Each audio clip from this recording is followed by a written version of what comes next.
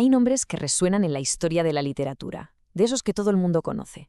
Pero la verdad, pocos presentan un enigma tan fascinante como el de Gabriela Mistral. Estamos hablando de una figura celebrada en todo el mundo, sí, pero cuya historia de reconocimiento esconde una paradoja de lo más curiosa. Venga, vamos a meternos de lleno en esto. Y aquí está, en esencia, el meollo de la cuestión. Fijaos bien, en 1945 Gabriela Mistral gana el Premio Nobel de Literatura, o sea, el máximo honor a nivel mundial. Sin embargo, tienen que pasar 6 años, 6, hasta que en 1951 su propio país, Chile, le da su premio nacional. Pero ¿cómo es posible? ¿Cómo puede ser que el mundo entero la aplaudiera antes que su propia gente?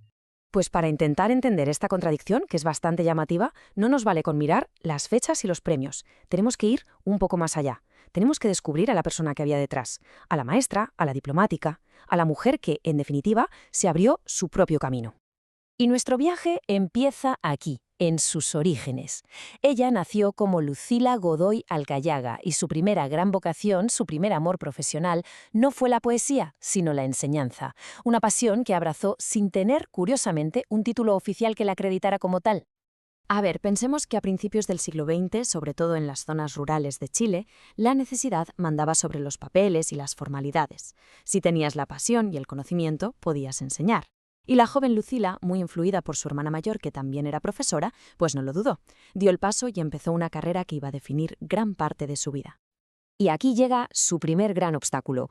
Cuando intenta, digamos, formalizar sus estudios para ser maestra, se da de bruces con la mentalidad de la época. Resulta que el capellán de la escuela lee sus escritos y los considera demasiado progresistas, casi subversivos. Este rechazo, en el fondo, la obligó a seguir un camino alternativo, a buscarse la vida para validar su profesión por otras vías años más tarde. Pero vamos, este revés no la detuvo. ¿Qué va? Yo diría que al contrario, sirvió para consolidar las dos grandes facetas de su identidad.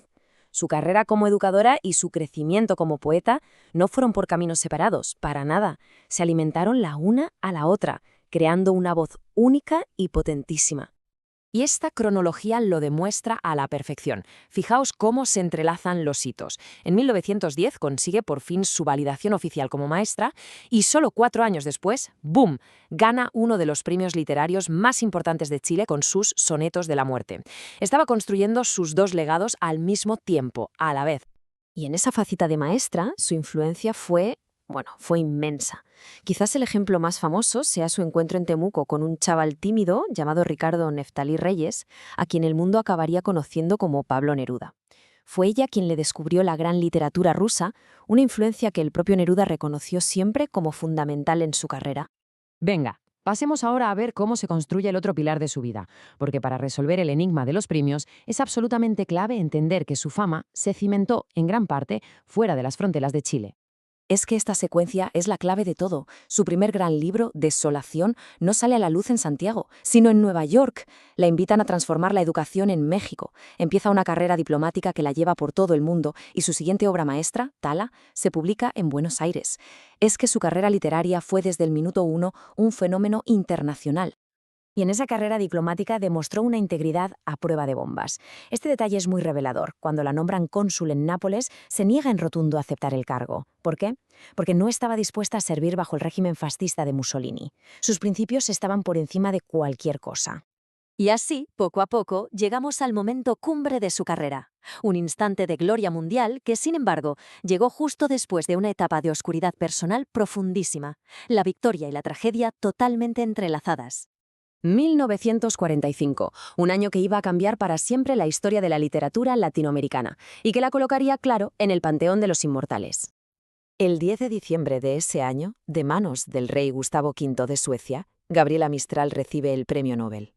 Es un momento histórico, pero no solo para ella o para Chile, sino para todo un continente.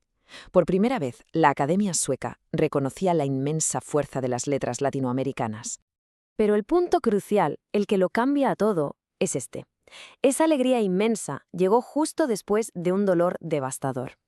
En 1942, sus grandes amigos, el escritor Stefan Zweig y su esposa, se quitaron la vida huyendo del horror nazi. Y solo un año después, en el 43, su sobrino de 18 años, a quien quería como un hijo, también se suicidó.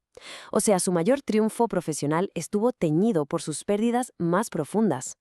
Bien, con este telón de fondo tan complejo, con la gloria y el dolor sobre la mesa, podemos empezar a desentrañar de verdad el enigma de su legado y el porqué de esa extraña cronología en su reconocimiento. Y así volvemos al principio de todo, a esta tabla que nos muestra esa brecha de 6 años. Pero ahora, con todo el contexto que hemos visto, su carrera forjada fuera, su voz a veces incómoda para el poder, esta distancia temporal empieza a tener mucho más sentido. ¿A que sí? Este dato es simplemente alucinante y resume su trayectoria a la perfección. Tuvieron que pasar décadas de carrera, un premio Nobel y el reconocimiento del mundo entero para que finalmente, en 1954, uno de sus libros tuviera su primera edición en su tierra natal. Su voz era del mundo mucho antes de ser, digamos, oficialmente de Chile. Entonces, ¿cuál es el resumen de todo esto? Pues que Gabriela Mistral fue una figura gigantesca, poliédrica, una educadora revolucionaria, una diplomática con unos principios de acero y una poeta universal. Pero en su propio país, durante mucho tiempo, se prefirió una versión más sencilla, más domesticada, la de la maestra rural o la madre universal. Y esas etiquetas, aunque fueran bien intencionadas, acabaron eclipsando la verdadera complejidad y la escala de su genio.